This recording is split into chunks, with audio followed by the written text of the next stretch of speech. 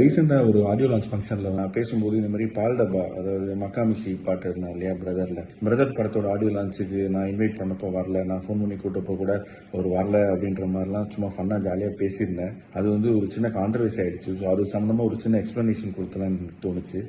So அன்னைக்கு அந்த function அன்னைக்கு அவரை எப்படியாவது கூப்பிட்டு ஸ்டேஜில் ஏற்றி அவருக்கு உண்டான ஒரு மரியாதை கொடுக்கணும், அவருக்கு உண்டான ஒரு ரெகக்னேஷன் கொடுக்கணும் அப்படிங்கிறது தான் என்னோட ஆசையாக இருந்துச்சு. ஸோ அவர் வரலன்னு சொல்லிட்டாரு. ஆனால் அன்னைக்கு காலையில் வந்தார் ஃபங்க்ஷனுக்கு, பிரதர் ஆடியோ லான்ச் வந்துட்டு எல்லாரும் ஹாய் சொல்லிட்டு அவர் கிளம்பிட்டாரு. எனக்கு என்னன்னா ஒன்றும் புரியல, ஏன் இந்த மாதிரி ஸ்டேஜுக்கு வரல, அதுக்குள்ள கிளம்பிட்டாரு. நான் விட்டேன், அப்புறம் ஃபங்க்ஷன் முடிஞ்சிருச்சு.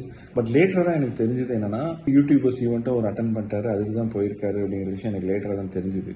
ஸோ அது இல்லாமல் இருந்திருந்தா அவர் கண்டிப்பாக நம்ம ஃபங்க்ஷனுக்கு ஃபுல்லாக இருந்திருப்பாரு அப்படிங்கிற விஷயம் எனக்கு லேட்டராக தான் கன்வே பண்ணாங்க. ஸோ ஒரு மிஸ்கம்யூனிகேஷன் தான் ப்ரோ. சும்மா ஜாலியாக ஃபன்னாக தான் நான் பேசினேன். நீங்கள் எதுவும் தப்பாக நினச்சிக்காதீங்க. என்ன சொல்றது, உங்களை டிகிரேட் பண்ணும் அப்படின்னு எனக்கு எந்த இன்டென்ஷனும் கிடையாது. So take it easy bro, chill, நம்ம மீட் பண்ணலாம்.